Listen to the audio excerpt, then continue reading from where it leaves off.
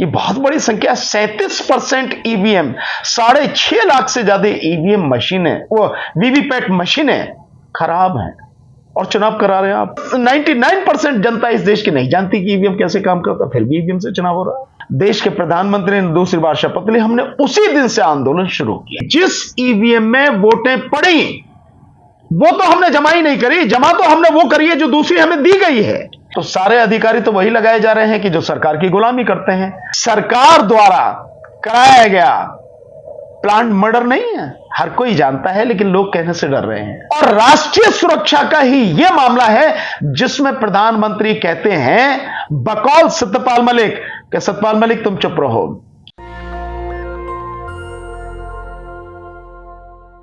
लगातार ईवीएम को लेकर सबसे लंबा आंदोलन वरिष्ठ वकील, बहुजन समाज के बड़े नेता भानु प्रताप जी ने चलाया है। अब सारी तरफ से खबरें छन छन करा रही है, ईवीएम गायब है, वीवीपैट 6-6 लाख वीवीपैट मशीनें खराब हो जा रही है। सुप्रीम कोर्ट के आदेश के बाद वीवीपैट की मशीनें आई थी। पूरी बातचीत पर करेंगे, हमारे साथ भानु प्रताप जी हैं और लगातार इस मुद्दे पर वो पिछले 5-6 सालों से काम कर रहे हैं। भानु जी, कैसे देख रहे हैं आप पूरे इस मसले को? नहीं, मुझे खुशी है इस बात की कि कम से कम कहीं से फिर आवाज उठनी शुरू हुई, लेकिन दुख इस बात का है ये आवाज बहुत पहले उठनी चाहिए थी और संपूर्ण विपक्ष की तरफ से उठनी चाहिए थी। क्योंकि अगर आपका वोट या आपके जो मतदाता आपके पक्ष में वोट डाल रहे हैं वो वोट ही लूट लिया जाता है, या वो वोट ही ऐसी परिस्थितियों में डाला जाता है जो आपके हक में नहीं जा रहा, छीन लिया जा रहा आपसे, तो फिर आपके लोकतंत्र में होने का मतलब क्या है, आपके चुनाव लड़ने का मतलब क्या है? इस बात को बहुत पहले से ध्यान में रखना था। आपको ध्यान होगा हम लोगों ने जब से शुरू किया, हमने बाकायदा 2019 में जंतर मंतर पर 5 बड़े प्रदर्शन किए और हमने केवल ईवीएम ही नहीं वीवीपैट का भी प्रदर्शन करके दिखाया और बाकायदा बताया, उसमें सबको दिखाया हमने कि न केवल ईवीएम में बल्कि वीवीपैट में भी गड़बड़ी होती है। और आज जब यह बात सामने आ रही है, ये बहुत बड़ी संख्या, 37% ईवीएम, 6.5 लाख से ज्यादा ईवीएम मशीनें, वो वीवीपैट मशीनें खराब हैं और चुनाव करा रहे हैं आप। मजाक नहीं है लोग। तो इसे कैसे देख रहे हैं सर, ये जो वीवीपैट में जो गड़बड़ियां मिली हैं और जिन वीवीपैट को 12 महीने रखने थे वो 4 महीने में डिस्ट्रॉय करने की बात कही जा रही है। इसीलिए मैं कह रहा हूं कि 4 महीने में क्यों डिस्ट्रॉय करेंगे? माना किसी ने पिटीशन डाला है और वो पिटीशन डिसाइड होने में जितना समय लगेगा, कम से कम उस समय तक तो रखी नहीं चाहिए, और पिटीशन डिसाइड होने में 5-5 साल से ज्यादा समय लग रहा है। तो इसका जो टेन्योर है, इसको सुरक्षित रखने का, वो बढ़ाया जाना चाहिए निश्चित रूप से। 4 महीने कुछ भी पीरियड नहीं है। आदमी इलेक्शन के बाद में बहुत सी सारी चीजें समझ नहीं पाता, संभल नहीं पाता, कैलकुलेशन करने में बहुत सारी चीजें लग जाती हैं, बहुत समय लग जाता है। तो समय उसका निश्चित रूप से बढ़ाया जाना चाहिए। 12 महीने से भी कहीं ज्यादा उसका समय होना चाहिए। आप इसे कैसे देख रहे हैं कि अब जाकर कांग्रेस के समय ईवीएम आई, तब बीजेपी विरोध में थी, अब बीजेपी के समय तमाम लोग कह रहे हैं कि ये विरोधी मीडिया जो टीवी अखबार है और चुनाव है, उसको कहना है कि जो विरोधी पक्ष है वही हमेशा ईवीएम पर सवाल उठा रहा है, सत्ता पक्ष को कोई दिक्कत नहीं होती। नहीं, सत्ता पक्ष को क्यों दिक्कत होगी? सत्ता पक्ष तो आ ही सत्ता में ईवीएम के माध्यम से रहा है, तो जिस माध्यम से आप आ रहे हैं जीत के, आपको दिक्कत क्यों होगी? दिक्कत तो उन्हीं को होगी ना, बल्कि विपक्ष से भी कहीं ज्यादा दिक्कत इस देश के जनमानस को है। अफसोस वो बहुत सी बड़ी संख्या में लोग समझते नहीं हैं, पर अब धीरे धीरे समझने लगे हैं कि ये सारा खेल क्या है। मैंने बार बार ये सवाल उठाया है और मैं लगातार ये बात कह रहा हूं, इस देश की सबसे बड़ी अदालत के सभी जजेस, हाई कोर्ट के सभी जजेस, डिस्ट्रिक्ट कोर्ट के सभी जजेस, मजिस्ट्रेट, आईएएस ऑफिसर जितने भी इस देश में हैं, IPS officer, professors, advocates, engineers, doctors, जितने भी पीएचडी किए हुए लोग हैं, ग्रेजुएट है, पोस्ट ग्रेजुएट है, उनमें से एक्सेप्ट जो सॉफ्टवेयर इंजीनियर है, उसको छोड़ के बाकी इस देश में कोई नहीं जानता ईवीएम किस तरह से काम करती है। इससे बड़ा दुर्भाग्य क्या होगा? बांग्ला पढ़े लिखे लोग मतलब वोट डाल रहे हैं, उनमें किसी को पता नहीं। 99% जनता इस देश की नहीं जानती कि ईवीएम कैसे काम करता, फिर भी ईवीएम से चुनाव हो रहा है। आपको ईवीएम को लेकर कब शक सुबह पैदा हुआ? नहीं, देखिए, मुझे इस पे जो सबसे ज्यादा शक हुआ 2019 का जो चुनाव परिणाम, सबसे ज्यादा मुझे शक हुआ। और इसीलिए हमने 2019 के चुनाव के बाद जब 30 मई 2019 को देश के प्रधानमंत्री ने दूसरी बार शपथ ली, हमने उसी दिन से आंदोलन शुरू किया और उसके बाद फिर लगातार हमने आंदोलन किया और आज भी लगातार कर रहे हैं। और मैं आपको विश्वास दिलाता हूं कि आने वाले कुछ महीनों में यह आंदोलन हमारी तरफ से बहुत बड़े लेवल पर, बहुत स्ट्रांग तरीके से आप देखेंगे।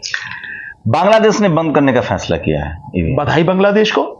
और शर्म आनी चाहिए इस देश के लोग, मतलब सत्ताधारियों को, कि एक छोटा देश जो हमारा पड़ोसी देश है, जो हमारे में से ही बना है, उसने लोकतंत्र के महत्व को समझा, उसने देश के संविधान का, देश की जनता का मान रखते हुए, उसका सम्मान करते हुए उस व्यवस्था को खत्म किया जिस व्यवस्था पर लगातार संदेह के बादल मंडरा रहे हैं और संदेह के घेरे में है।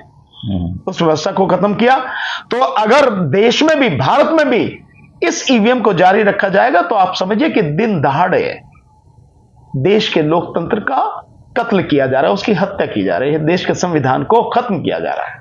चुनाव आयोग को लेकर जिस तरह से सुप्रीम कोर्ट ने हस्तक्षेप किया है, उन्होंने कहा है कि अब पहले चुनाव आयोग की नियुक्ति में सुप्रीम कोर्ट के जज नहीं होते थे, अब है कि प्रधानमंत्री, नेता विपक्ष और सुप्रीम कोर्ट के चीफ जस्टिस ऑफ इंडिया होंगे। इसे कैसे देख रहे हैं?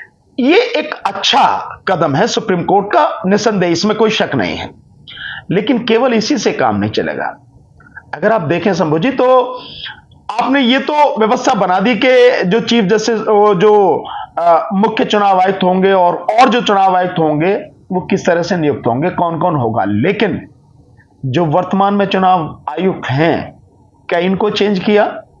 अगर यही 2024 की चुनाव प्रक्रिया को कराएंगे तब इस आदेश का कोई मतलब नहीं रह जाता है। इन लोगों को हटाना जरूरी है। एक प्रक्रिया जब आप सही करने का प्रयास कर रहे हैं तो उसको पूरी जड़ से सही कीजिए ना। एक बात। दूसरी बात, केवल इससे काम नहीं चलेगा। चुनाव आयुक्तों को आपने एक 3 लोगों के पैनल, जिसमें चीफ जस्टिस भी शामिल हैं, विपक्ष के नेता भी शामिल, बना दिया, अच्छी बात, पर इससे काम नहीं चलेगा। ये चुनावों की जो प्रक्रिया 8-8 फेज में चुनाव कराए जा रहे हैं, इसको बंद करना जरूरी। इसके पीछे क्या कॉन्स्पिरेसी? इसके पीछे कॉन्स्पिरेसी बहुत साफ है। जो 1 हफ्ते का समय या 5 दिन का समय एक फेज से दूसरे फेज में दिया जाता है, उसी में सारी मैनिपुलेशन होती है कि जो आपका फर्जी वोट है, मतलब आपने जो फर्जी वोट बनवाया है वो आज यहां है, उसको वहां से वहां तक जो ट्रांसफर होगा, एक तो वो, दूसरा जो शासन प्रशासन की व्यवस्था है, जो मैनेज करा रहा है, जो इलेक्शन कंडक्ट करा रहा है, उस सबको कैसे मैनिपुलेट किया जाए। ये 20 लाख ईवीएम गायब का क्या खेल है? ये सच है? ये बिल्कुल सच है। आज तक भी बॉम्बे हाईकोर्ट में उसका मुकदमा चल रहा है। और सर, 20 लाख ईवीएम कौन चोरी करके ले जाएगा और ईवीएम चोरी करके किसी को क्या फायदा? इसी का जवाब नहीं। देखिए, जहां तक फायदे की बात है, फायदा तो बहुत सिंपल है। और इसको मैं 2022 के चुनाव जो हुए हैं उसमें आपने एक ऑडियो देखी होगी, एक बहुत वायरल हुई है, बनारस की तरफ की है, यूपी में, पूर्वी उत्तर प्रदेश की तरफ की है, और जिसमें वो साफ साफ कह रहा है कि जिस ईवीएम में वोटें पड़ी वो तो हमने जमा ही नहीं करी, जमा तो हमने वो करी है जो दूसरी हमें दी गई है। इसका मतलब साफ है कि जिस ईवीएम में वोटें पड़ रही हैं वो लोगों को दिखाने के लिए है। बाकी जो ईवीएम है असली, जिनकी काउंटिंग होती है, वो कहीं और से उनमें वोट डाल के वहां स्ट्रांग रूम में रखी जाती है। कोई अधिकारी, कर्मचारी, कोई तो सामने आता सर। कौन बोलेगा? एक व्यक्ति था जो मीडिया पे, मतलब बोल गया, मीडिया पे क्या रिकॉर्डिंग करके, किसी ने रिकॉर्डिंग कर ली तो वो बोल गया, जबकि उसका फेस सामने नहीं है, तो भूल गया इस उसमें कि शायद मुझे कोई देख नहीं रहा, कोई रिकॉर्ड नहीं कर रहा, इसलिए उसने बता दिए। और वो वही व्यक्ति है जो उस चुनाव प्रक्रिया में शामिल है, जिसने चुनाव करवाया है। प्रिजाइडिंग ऑफिसर के साथ वाली जो पूरी टीम है वो है वो व्यक्ति। सो बाकी रही अधिकारी, तो सारे अधिकारी तो वही लगाए जा रहे हैं कि जो सरकार की गुलामी करते हैं, जो उनके लिए काम करते हैं, जो उनके आदेश का पालन करते हैं, वही लोग सब कुछ कर रहे हैं। और अधिकारी भी इस चुनाव प्रक्रिया को पूरी तरह से भ्रष्ट करने में शामिल हैं। अभी कर्नाटक में चुनाव हो रहा है, एक फेज में वोटिंग हो रही है। सोचिए 10 को वोटिंग होगी, 13 मई को काउंटिंग होगी। इसको कैसे ये फॉर्मूला ठीक चल पाएगा? अगर बिल्कुल बिल्कुल न केवल ये नहीं होनी चाहिए, थोड़ा सा इसमें और सुधार होना चाहिए। बिल्कुल सही है कि एक फेज में होनी चाहिए। देखिए भारत में लोकसभा चुनाव भी एक फेज में कराया जा सकता, किसी भी चीज की कमी नहीं है, मैन पावर की कोई कमी नहीं है। 5 फेज में तो जब बैलेट पेपर से होता था तब चुनाव हो जाते थे, 15 मतलब नतीजे आते थे 15 मतलब बैलेट पेपर से। हाँ। और आप ईवीएम से नहीं करा पा रहे हैं 5 फेज में, यूपी जैसे राज्य में आप वो करा रहे हैं। तो बहुत ज्यादा हो तो 2 फेज में आपने करा लिया, अन्यथा 1 फेज में हो सकता है। हमारे पास संसाधनों की कोई कमी नहीं है, हमारे पास पैसे की कोई कमी नहीं है, हमारे पास में शासन प्रशासन में सुरक्षा के लिए जो लोगों की जरूरत है उसकी कोई कमी नहीं है। 1 फेज में पूरे लोकसभा चुनाव कराए जा सकते हैं। और यही नहीं, इतना भी होना चाहिए कि जैसे ही वोटिंग खत्म हुई, वोटिंग खत्म होने के 4-5 घंटे के अंदर ही काउंटिंग शुरू होनी चाहिए, ताकि किसी भी तरह से बेईमानी का कोई रास्ता किसी को मिले ही नहीं। ये वीवीपैट वाले मामले को लेकर क्या लग रहा है? आप लोग तो वकील है, ये मामला चूंकि तूल पकड़ता जा रहा है कि 6-6.5 लाख वीवीपैट ही खराब निकले, तो क्या इसको सुप्रीम कोर्ट हाई कोर्ट में ले जाया जा सकता है? बिल्कुल ले जाया जा सकता है और लोग इसको लेके भी जाएंगे। पर मैं इससे आगे एक बात करता हूं कि ये एक जो इस समय दिख रहा है कि जो चीफ जस्टिस ऑफ इंडिया है डीवाई चंद्रचूड़ साहब, जिस तरह से वो देश के संविधान और लोकतंत्र के प्रति बहुत संवेदनशील हैं, जो दिख रहा है, अगर वो सुमोटो एक्शन लें और सवाल जवाब इससे पूछे, जवाब मांगे कि भाई 6.5 लाख से ज्यादा वीवीपैट खराब है, आप देखें, मतलब उनकी आप ऐसे कैलकुलेट करें, एक बूथ पर 1 वीवीपैट इस्तेमाल होती है, यानी 6.5 लाख बूथ पर खराब वीवीपैट इस्तेमाल हुई है। देश में 6.5 लाख, 6 लाख जो है देश में गांव है। तो अब आप इस हिसाब से अगर लगाएं कितनी बड़ी संख्या में गलत मशीन के माध्यम से इलेक्शन हो रहा है, क्या यह देश के लोकतंत्र की हत्या नहीं है, संविधान की हत्या नहीं है? चुनाव का बहुत सीधा सा मकसद है और चुनाव आयोग की यह सबसे बड़ी जिम्मेदारी, और कहूं कि केवल उसी की जिम्मेदारी है कि चुनाव देश के संविधान और लोकतंत्र की रक्षा के लिए, जनमत की रक्षा के लिए निष्पक्ष, पारदर्शी और स्वतंत्र होना चाहिए। यह पूरी की पूरी जिम्मेदारी चुनाव आयोग की है। और यहां खुल के आ रहा है कि 6.5 लाख वीवीपैट मशीनें खराब है।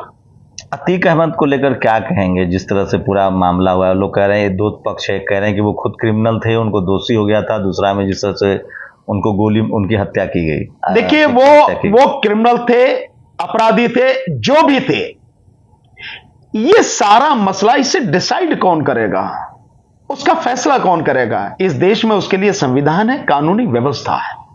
उन पर मुकदमा चल रहा था और वो जुडिशियल कस्टडी में थे। नहीं, दोषी ठहरा दिया था अतीक अहमद को कोर्ट ने तो दोषी भी ठहरा दिया था। तो अगर उम्र कैद की सजा हो गई थी तो उम्र कैद की सजा पा रहे थे।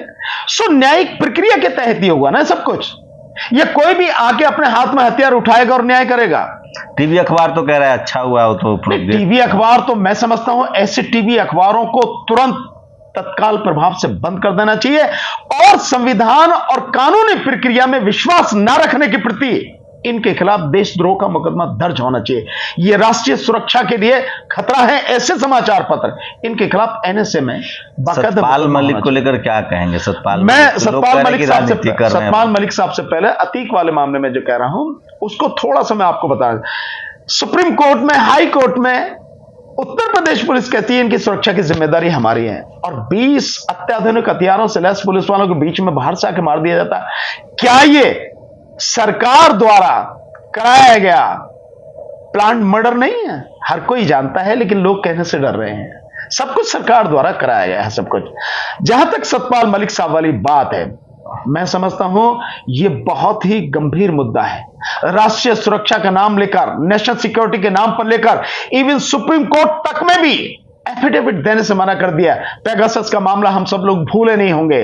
और राष्ट्रीय सुरक्षा का मामला लेकर जो वो 5 विमान आए थे मोदी काल में और बाकी जो आने थे, जो फ्रांस से आना था, फाइटर प्लेन जो आना था, उस सब के मामले में भी राष्ट्रीय सुरक्षा का मामला लेके बंद लिफाफे में रिपोर्ट दी गई थी। और राष्ट्रीय सुरक्षा का ही यह मामला है जिसमें प्रधानमंत्री कहते हैं बकौल सत्यपाल मलिक कि सत्यपाल मलिक तुम चुप रहो। राष्ट्रीय सुरक्षा सलाहकार अजीत डोभाल कहते हैं कि नहीं तुम चुप रहो, इसका जो है जिम्मेदारी पाकिस्तान की तरफ जाने दो। इसका मतलब ये सब कुछ पहले से ही प्लान था। अगर सतपाल मलिक साहब की बात को गंभीरता से देखा जाए तो 10-12 दिन से 300 किलो आरडीएक्स लेके एक टैक्सी उस इलाके में घूम रही, इतने सेंसिटिव इलाके में कहीं कोई वो एक्शन नहीं है। 2 फरवरी से लेकर 13 फरवरी तक 11 इंटेलिजेंस आपके सामने रिपोर्ट आई है और कोई एक्शन उस पर नहीं है। एयरक्राफ्ट मांगे गए वो नहीं दे रहे हैं। और ये बात ये लोग आज कह रहे हैं सतपाल मलिक साहब। मैंने उसी समय 1 हफ्ते बाद दिल्ली में, साउथ दिल्ली में एक मीटिंग हुई थी, पब्लिक मीटिंग। मैंने तभी कहा था कि सब मोदी सरकार का कराया हुआ है, चुनाव के लिए कराया गया है। और बाकायदा आप देखेंगे चुनाव में वोट मांगी, प्रधानमंत्री मोदी ने वोट मांगी, पुलवामा कांड को लेकर मांगी वोट। एक आखिरी सवाल डीवाई चंद्रचूड़ के प्रति इस तरह से कहा, लेकिन लोग कह रहे हैं कि वो कोलिजियम सिस्टम हटाने के पक्ष में नहीं है, जबकि राष्ट्रपति, उपराष्ट्रपति और कानून मंत्री तीनों चाह रहे हैं कि कोलिजियम सिस्टम खत्म हो। नहीं, देखिए राष्ट्रपति तो आज की तारीख में क्या है, अभी तो रिपोर्ट ऐसी आ रही है कि राष्ट्रपति जी से मिलने के लिए भी पीएम हाउस से सारी चीजें जाती हैं, जिसको वो भेजेंगे तो ही वो जाएंगे। तो राष्ट्रपति किस तरह से, एक तरह से आप कह सकते हैं कि कैद में ही है राष्ट्रपति, केवल मोहर ही लगनी है उनकी। तो उनकी बात का तो मैं नहीं समझता कि कोई अर्थ है। दूसरी बात, प्राइम मिनिस्टर क्यों चाहेंगे? प्राइम मिनिस्टर तो निश्चित रूप से चाहेंगे ना, और इसीलिए लॉ मिनिस्टर को आगे कर रखा है कि जितनी गाली दे सकते हो, जितना उल्टा सीधा कह सकते हो कहो, जितना हमला कर सकते हो न्यायपालिका पर कहो। सिस्टम आप देखिए ना कि मान लीजिए आज जब मोदी जी की मजबूत सरकार मानी जा रही है, फिर भी सुप्रीम कोर्ट अपने हिसाब से चला रहा है। कल कोई बहुजन की सरकार आएगी तब क्या होगा, जब अगर कोलिजियम सिस्टम ना हो तो? Collegium system, SC ST OBC के लोगों को भी तो जज बनने का अधिकार है। निश्चित रूप से अधिकार है। तो ये जो कोलिजियम है, सुप्रीम कोर्ट की कोलिजियम है, और मैं समझता हूं इस समय डीवाई चंद्रचूड़ साहब हैं, उन्हें तो इस पर विशेष रूप से ध्यान देना चाहिए। सर, जब आप संविधान हाई कोर्ट में थे, वो इलाहाबाद हाई कोर्ट में उस समय जो जजों की भर्ती हुई है, सुप्रीम कोर्ट डाइवर्सिटी के पक्ष में नहीं दिख रहे हैं। नहीं, तो अगर देखिए डाइवर्सिटी के पक्ष में अगर ये होते, ये लोग जो अब तक जितने भी चीफ जस्टिस बने, तो निश्चित रूप से सभी समाजों का प्रतिनिधित्व होता। वो तो है नहीं, वो तो साफ नजर आ रहा है। तो जहां तक बहुजन समाज की अगर बात करें, ये यूं कहो कि इस देश में सभी लोगों का प्रतिनिधित्व न्यायपालिका में हो, उसकी बात करें तो उसमें कोलिजियम सिस्टम ने भी बहुत कोई ईमानदारी नहीं बरती है, और ये खत्म हो जाएगा तो सरकार अगर ऐसी आ जाएगी मोदी सरकार जैसे, तब तो पूरी तरह से बेड़ा गर्क हो ही जाएगा। तो सोचिए 6.5 लाख वीवीपैट की मशीनें खराब पाई गई है, जिसका इस्तेमाल पिछले आम चुनाव में हुआ था। आपको क्या लगता है? भानु प्रताप जी उन लोगों में से हैं जो ईवीएम के खिलाफ, वीवीपैट के खिलाफ कैंपेन चला रहे हैं, इसलिए हमने सोचा कि इनकी प्रतिक्रिया बहुत जरूरी है। इस पूरी बातचीत पर आपकी क्या प्रतिक्रिया, अपनी प्रतिक्रिया जोड़ दीजिए। शुक्रिया सर हमसे बातचीत करने के लिए। नेशनल दस्तक की आपसे गुजारिश है कि अगर इसको बचाना चाहते हैं तो नेशनल दस्तक को सब्सक्राइब करने के लिए रेड कलर के सब्सक्राइब बटन को दबाएं, फिर बेल आइकन की घंटी दबाएं। नेशनल दस्तक को बचाने के लिए बहुत जरूरी है कि हर खबर को शेयर करें, लाइक करें, कमेंट जरूर करें।